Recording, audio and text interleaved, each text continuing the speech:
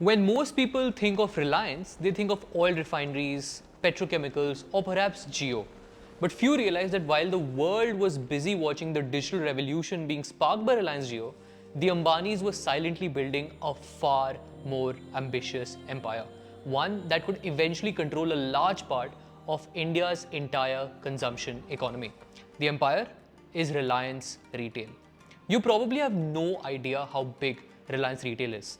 It is bigger than ITC, HUL, DMart, Britannia, Tata Consumer, and Godrej combined in terms of market capitalization. Reliance Retail's revenue is now bigger than the combined India revenues of Amazon, Flipkart, and Tata's retail businesses. Today, Reliance is not just in the business of selling groceries or fashion, it is strategically embedding itself into every layer of India's retail ecosystem, from sourcing and manufacturing to warehousing, logistics, and last mile delivery. From neighborhood kirana stores to premium global brands, Reliance is making moves to become the retail king of India and perhaps even a global giant. But how are they doing that? In this video, we would be looking at four things: how Reliance Retail got started, what they're doing now, their four business strategies, and their future plans. Before we begin, I have a quick and exciting announcement. We would soon be starting live streams on Tuesdays, where I would also be inviting a couple of my subscribers to join, and we'll be going live discussing the topics that I have made videos on. So if you're interested, just go to the comment section and comment interested, and I'll invite you. That said, let's get started. To truly understand this retail ambition, we need to go back in time to the early 2000s. Back then, Reliance Industries was primarily an oil to chemicals conglomerate. It generated billions of dollars in revenue from refining crude oil, producing petrochemicals, and operating massive industrial complexes. But Mukesh Ambani, who had just taken over the reins of the family business after a family split, began to sense that the future lay somewhere else. The retail segment so far was largely unorganized, but with India's increasing middle class, urbanization accelerating, and consumption patterns changing, the organized retail sector seemed to be the place where the next big opportunity lay. In 2006, for the same reason, Reliance took its first step into retail with the launch of Reliance Fresh. It was an ambitious plan, and the strategy was simple: open thousands of grocery stores across Indian cities and bring efficiency to this highly unorganized and fragmented sector. But the early days were tough. Reliance Fresh faced stiff resistance from small retailers and trade unions. Many of its outlets were shut down due to local protests. Operationally, the company struggled with logistics, inventory management, and high overheads. The losses piled up quickly, over 3,000 crores in the first few years. Many companies in this case would have just cut their losses and exited. But Mukesh Ambani saw this as a long game. While others focused on revenue and profits in the short term, the Ambanis were building the retail supply chain of the future. Ambani understood that to dominate India's retail space, you can't just build shiny stores. You need to own the back end. Backward integration is what I'm talking about. That means controlling the warehousing, cold storage, logistics, procurement, and distribution. It also meant understanding the buying behavior of Indian consumers across rural and urban landscape. Now let's come to the four strategies behind the rise, starting with: instead of going all in on one model, Reliance adopted a multi-format retailing strategy targeting every price segment and geography. Let's take the example of their fashion and lifestyle businesses, for instance. Reliance Retail operates a portfolio of formats that serves customers across price points: budget, premium, and luxury segments. Reliance Retail operates Trends, Trends Women, Trends Men, Trends Footwear, Yousta, Azorte, and a portfolio of more than 50 international marquee brands such as Gap, Armani, Burberry, Diesel, Gas, Marks & Spencers, Superdry, Brooks Brothers, Steve Madden, and a lot more. This strategy helped Reliance reach India's mass market consumers while also building premium offerings for the affluent segment of India. Between 2010 and 2020, it launched a series of store formats tailored to India's diverse consumption habits. There was Reliance Digital for electronics, Reliance Trends for fashion, Reliance Smart for groceries, and Reliance Jewels for jewelry. Now coming to their next big move, the inflection point, the launch of Reliance Jio. On the surface, Jio was all about cheap data and 4G, 5G connectivity, but underneath, it was the digital spine of Reliance's future retail ambitions. With over 400 million users now connected to high-speed internet, Reliance suddenly had access to a lot of customer data: their spending habits, locations, preferences, frequency of purchase, and a lot more. This data is a gold mine. Mukesh Ambani has often described data as the new oil, but in the context of Reliance Retail, the new oil is consumer behavior.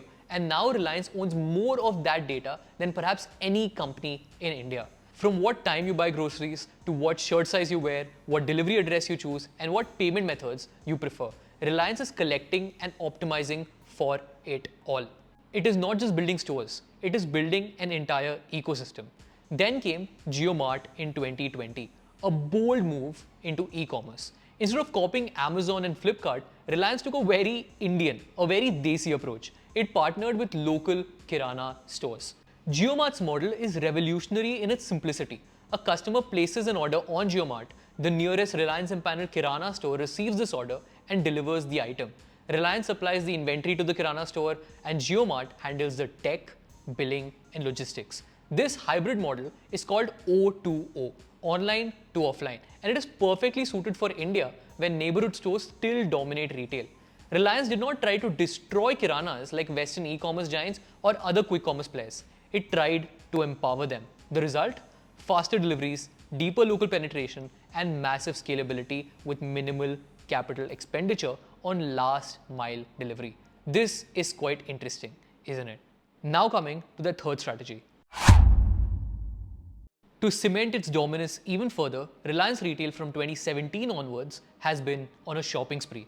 It acquired NetMeds to enter e-pharmacy, Urban Ladder to tap into furniture, Zivame and Clovia for women's fashion. It took over Hamleys, the iconic British toy chain, giving it access to global markets.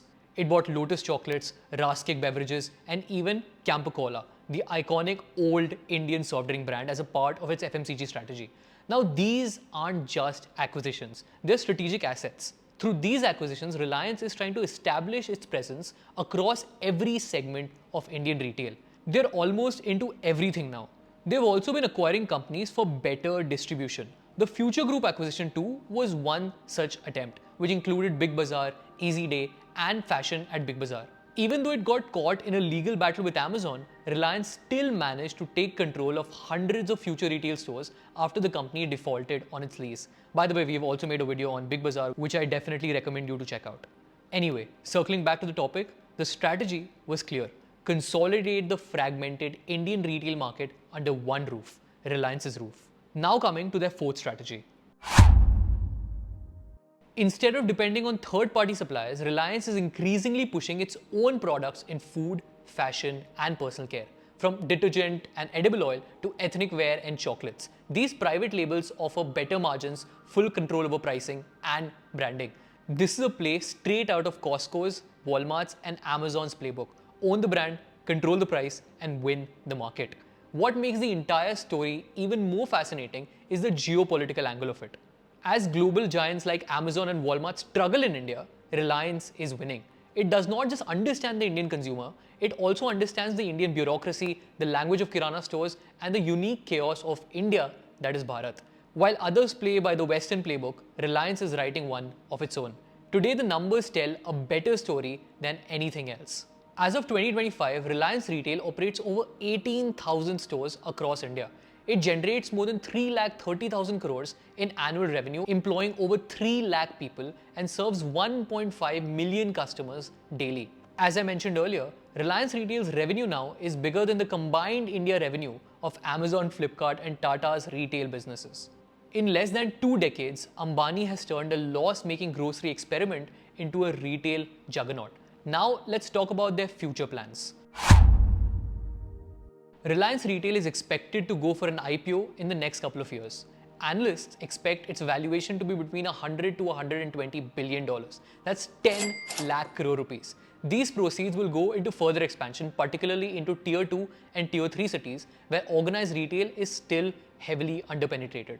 There's also an international play. With brands like Hamleys and growing global ambition, Reliance could replicate its model in other emerging economies, markets like Indonesia, Africa, or the Middle East. On top of this, there is a financial services angle of it. With the demerger of Jio Financial Services, Reliance is building its own fintech stack. Soon, JioMart and RJO won't just sell products, they might offer microloans, buy now pay later schemes, and insurance policies.